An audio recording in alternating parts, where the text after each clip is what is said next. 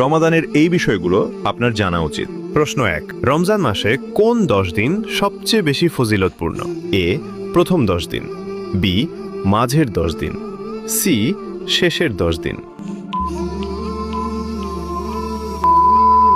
সঠিক উত্তরটি হবে অপশন সি, শেষের 10 দিন।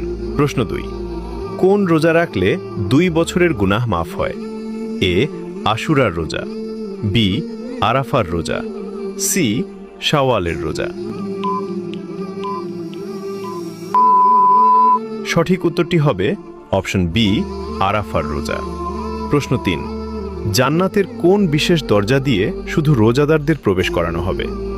এ, সালাত, বি, রাইয়ান, সি, ফেরদৌস। সঠিক উত্তরটি হবে অপশন বি, রাইয়ান। প্রশ্ন 4, রমজান মাসে তারাবি নামাজ কত রাকাত? এ, 8 রাকাত, বি, 12 রাকাত, সি, 20 রাকাত। সঠিক উত্তরটি ব্যাখ্যাসহ কমেন্টে লিখুন।